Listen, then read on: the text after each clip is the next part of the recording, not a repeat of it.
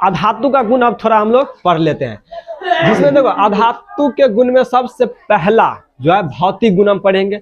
अब देखो अधातु के गुण में जो पहला गुण होगा वो ठोस एवं गैस के रूप में अक्सर पाया जाता है। कमरे के ताप पर जो अधातु होता है वो ठोस और गैस के रूप में पाया जाता है। लेकिन अपवाद में एक ब्रोमीन है जो द्रव रूप में पाया जाता है। किस रूप में पाया जाता है?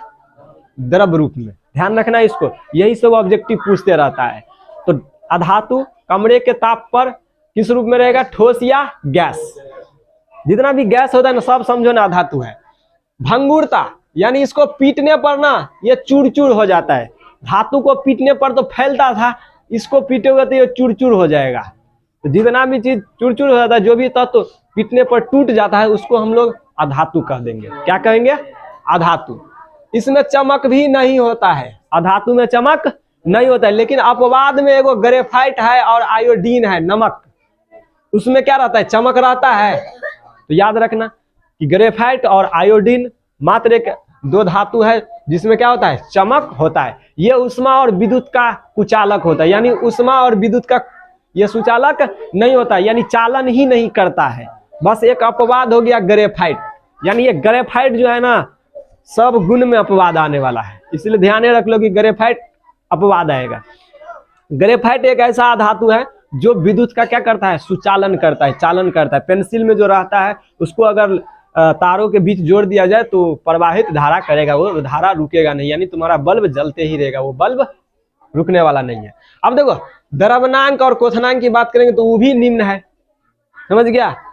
द्रव्यनांक और क्वथनांक वो भी निम्न है। लेकिन एक ग्रेफाइट है जिसका उच्च रहता है, एक ग्रेफाइट रहता है जिसका उच्च रहता है, मतलब ये भी एक अपवाद, इसीलिए बोले इसको ध्यान रखना। अधातु प्रायः कैसा होता है? मुलायम होता है। कैसा होता है? मुलायम। ध्यान रखना इसको। लेकिन हीरा जो है कार्बन का अपर रूप, कार्बन का दूसरा रूप एक हीरा है जो दुनिया का सबसे कठोर धातु है, प्राकृतिक रूप से उपलब्ध, मानव निर्मित अलग होता है।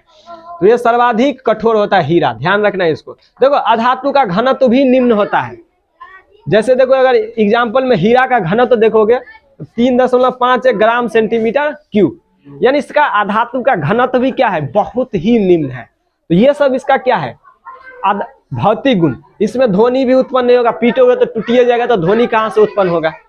अब बात करेंगे विद्युत ऋणात्मकता की, तो विद्युत धनात्मकता गुण रहता है धातु में, यानी त्याग करके अपने आप को धनवान साबित करना। लेकिन ये क्या करता है? भिखारी रहता है, ये मांग लेता है इलेक्ट्रॉन। इलेक्ट्रॉन यानी जो मांगता है तो उसको भिखारी न कहते हैं, यानी ऋणात्मकता, यानी ऋण लिया किसी से। ठीक उसी प्रकार देखो क्लोरीन जो है ना एक इलेक्ट्रॉन प्राप्त करके क्लोराइड आयन बना लेता है, यानी ऋणात्मकता गुण पा लेता है, यानी ऋणात्मक, इस पर ऋणायन का चिन्ह लग जाता है। लेकिन हाइड्रोजन एक ऐसा धातु है जिसमें ऐसा गुण नहीं पाया जाता है, उसमें धनात्मकता का गुण आ जाता है। ठीक है, तो अपवाद में याद रखना, अपवाद से ज्यादा एग्जाम में क्वेश्चन आता है, इसमें ज्यादा उतना इंपॉर्टेंट नहीं। हाँ, लेकिन रासायनिक गुण में थोड़ा ध्यान रखना। देखो रासायनिक गुण भी इसका वही है, अधातु ऑक्सीजन से संयोग करके अधातु का क्या बनाएगा? ऑक्साइड बनाएगा। जैसे ही धातु ऑक्सीजन से संयोग करके धातु का ऑक्साइड बनाता था, यहाँ भी अधातु क्या बनाएगा? अधातु का ऑक्साइड। यही अधातु का ऑक्साइड होता है अम्लीय, जो भस्म से अभिक्रिया करके क्या बना देगा? लवण और जल। अम्ल भस्म लवण चैप्टर में हम लोग वो सब पढ़े हैं। अब देखो एग्जाम्पल से देख लेते हैं। जल को जब हम कार्बन डाइऑक्साइड के साथ अभिक्रिया कराते हैं ना तो कार्बोनिक अम्ल बनता है। कौन सा अम्ल? कार्बोनिक अम्ल। ध्यान रखना इसको। अब देखो इसका एक एग्जाम्पल यहाँ है। कार्बन क्या है? अधातु है, ऑक्सीजन के साथ अभिक्रिया कराए तो क्या बना? Carbon dioxide. और कार्बन डाइऑक्साइड अम्लीय होता है। कैसा होता है? अम्लीय होता है। ध्यान रखना इसको, ये इसका रासायनिक गुण है। दूसरा गुण देखेंगे तो अधातु ना क्लोरीन से अभिक्रिया करके क्लोराइड बनाता है। क्या बनाता है? क्लोराइड। जैसे हाइड्रोजन क्लोरीन से अभिक्रिया करके हाइड्रोजन क्लोराइड बनाता है, या हाइड्रोक्लोरिक अम्ल जिसको बोलते हैं हम लोग, तो ये हाइड्रोजन क्लोराइड बन गया। इसको ध्यान रखना कि अधातु क्लोरीन से अभिक्रिया करके क्या बनाता है? क्लोराइड। जल से अभिक्रिया करता ही नहीं है, जल से अभिक्रिया अधातु नहीं करेगा। वो तभी करेगा जब उसमें हम ऑक्सीकारक डालेंगे। ठीक है, तो उसको ध्यान रखना। अधातु ऑक्सीकारक की तरह कार्य भी करता है, अधातु ऑक्सीकारक की तरह भी कार्य करता है। बताए थे ऑक्सीकारक अवकारक ध्यान रखना उस सबको। देखो फ्लोरीन सबसे प्रबल ऑक्सीकारक होता है, फ्लोरीन सबसे प्रबल ऑक्सीकारक। जैसे देखो जल के साथ जब हम फ्लोरीन का अभिक्रिया कराते हैं ना, तो इसका हाइड्रोजन इस फ्लोरीन के साथ क्या कर लेता है, अभिक्रिया कर लेता है। हम लोग जानते हैं कि हाइड्रोजन के साथ किसी चीज का संयोग क्या कहलाता है, ध्यान रखो इस सबको। देखो अधातु और धातु का अभिक्रिया, देखो यहां तक रासायनिक गुण ज्यादा नहीं है इसका, ठीक है, एक दो बस 2-3 पॉइंट है जो अच्छा है थोड़ा, ठीक है, इसको याद रखना। अब देखो धातु और अधातु के बीच थोड़ा अभिक्रिया देखते हैं। तो धातु अधातु को जब हम लोग अभिक्रिया कराते हैं ना, तो आयनिक यौगिक बनाता है। इसको हम लोग आगे जानेंगे, आयनिक यौगिक क्या होता है उस सब के बारे में। धातु और अधातु और अधातु को जब हम अभिक्रिया कराते हैं तो सह संयोजक यौगिक बनाता है। देखो आयनिक यौगिक, सह संयोजक, ये सब आगे का चीज है। आयनिक यौगिक मतलब क्या, आयनों के आदान प्रदान से बनने वाला जो यौगिक है। सह संयोजक मतलब क्या, साझा संबंध करेगा, कुछ देगा कुछ लेगा, तो इस तरीके का रहेगा। अब देखो तो धातु और धातु कभी अभिक्रिया करवे नहीं करेगा। अरे कोई धनिक है एक साथ कभी रह सकता है, नहीं रहेगा, मारपीट हो जाएगा उसमें।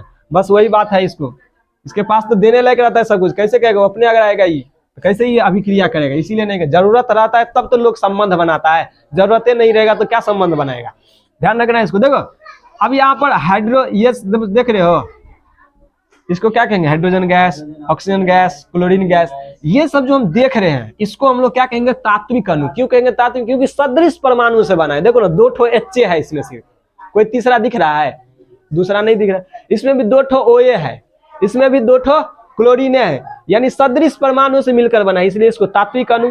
और जो असदृश यानी अलग अलग परमाणु से मिलकर बने रहेगा उसको यौगिक अणु कहते हैं। जैसे देखो KCl, MgCl2, CO2, इसमें देखो पोटेशियम क्लोराइड में 2 है तत्व, पोटेशियम और क्लोरीन, मैग्नीशियम और क्लोरीन, कार्बन और ऑक्सीजन, ये सब क्या है, यौगिक अणु सब है। एक सबसे इंपॉर्टेंट पॉइंट है इसमें, उत्कृष्ट गैस, हीलियम, नियन, आर्गन, क्रिप्टन, जेनन और रेडन, ये 6 ठो होता है क्या, उत्कृष्ट गैस, जिसको अक्रिय गैस भी हम लोग कहते हैं।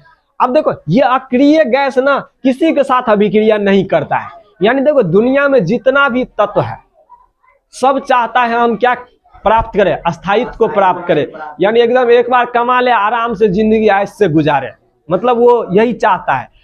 तो ये तत्व सब जो है ना, ये ऑलरेडी धनी है, यानी इसीलिए ना तो ये किसी से लेता है न किसी को देता है, यानी इसका बाहरी कक्षा फुल है।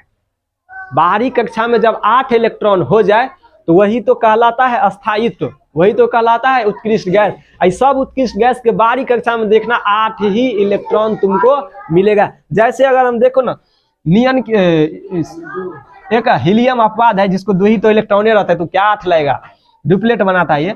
नियन की अगर बात करेंगे तो नियन का परमाणु संख्या कितना, 10, तो इसका इलेक्ट्रॉनिक विन्यास करेंगे तो 2 और 8 आएगा कि नहीं, 8 बाहरी कक्षा में है। इलेक्ट्रॉनिक विन्यास बताएंगे तो वहां पर और अच्छे से समझ में आ जाएगा।